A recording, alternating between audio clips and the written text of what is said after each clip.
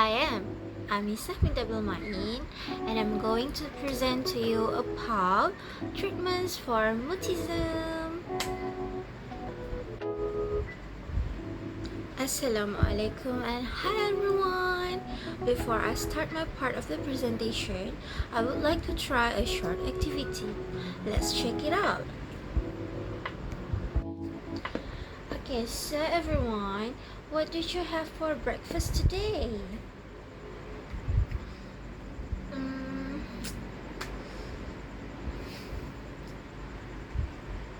mm, uh, mm. So, that short activity shows how difficult communication can be for individuals who experiencing mutism. They may understand the question but feel unable to speak. So, in my part of the presentation, I will focus on the different treatments that help individuals with mutism gradually develop their communication abilities and overcome the challenges they face when speaking. So, first of all, speech and language therapy. So, what is this therapy all about? So, this therapy focuses on developing basic communication and speech abilities in individuals who experience difficulty speaking. It also improves pronunciation and language expression while building confidence in verbal communication. So, how does this therapy work? So, in this therapy, the process usually begins with non-verbal communication such as gestures, writing, or facial expressions. After that, a speech therapist gradually introduces speaking exercises. Through structured activities and guided practice, individuals are encouraged to produce sounds, words, and eventually full sentence. Over time, this approach helps them become more comfortable and confident in communicating verbally. So, let's move on to the next treatment. So, the next treatment is psychological therapy, which focuses on emotional and psychological factors that may prevent a person from speaking. In many cases, mutism is related to anxiety, fear, or past emotional experiences. Therefore, this therapy aims to help individuals understand and manage their anxiety. Okay, so how does this therapy work? Okay, so let me tell you. So, one common approach used in this treatment is cognitive behavioral therapy, which helps individuals identify negative thoughts related to speaking and replace them with more positive and realistic thinking.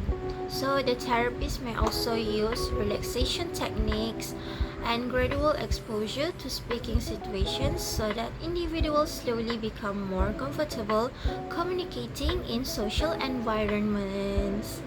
So, let's check it out for another treatment. So, another treatment that is commonly used is behavioral therapy. So, what is this therapy? This therapy focuses on encouraging communication through structured behavioral techniques. The goal is to reduce avoidance of speaking situation and increase participation in conversations. This therapy is often used for children with selective mutism. So, how does this work? So, in practice, therapists use positive reinforcement to motivate communication. So, for example, when an individual attempts to speak or communicate, they may receive praise or small rewards. Structured speaking activities are also used to gradually increase communication tasks in a supportive environment.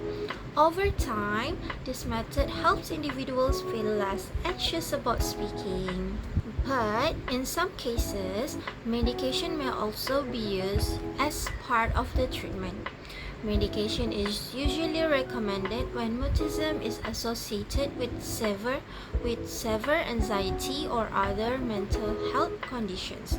The main purpose is to help regulate mood and reduce anxiety levels that may interfere with communication.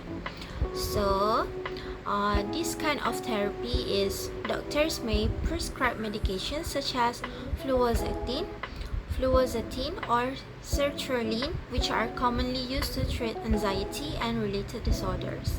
However, medication is typically combined with therapy to achieve better results, as therapy helps individuals develop long-term communication skills. Okay, let's move on to the final treatment. Okay, so the final treatment is neurological treatment, which focuses on cases where mutism is caused by brain-related conditions. This type of treatment aims to address neurological problems that may affect speech and communication abilities. So, this treatment is about medical professionals may provide neurological rehabilitation and therapy to support recovery. This may include speech recovery exercises and cognitive training.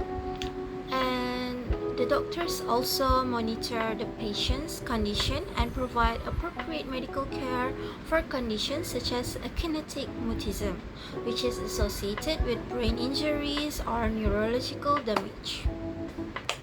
Okay, so that's all the treatments for mutism. Overall, these treatments show that mutism can be managed through a combination of therapeutic, psychological, and medical approaches. Each treatment plays an important role in helping individuals gradually regain confidence and improve their communication abilities. So, before I end my presentation, I would like to leave you with one question. If someone around us struggles to communicate, how can we create a supportive environment that encourages them to express themselves? So, what can we do? Okay, so think about it.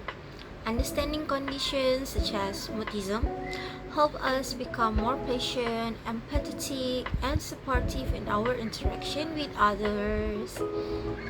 So that's all from me. Bye. See you again. Thank you.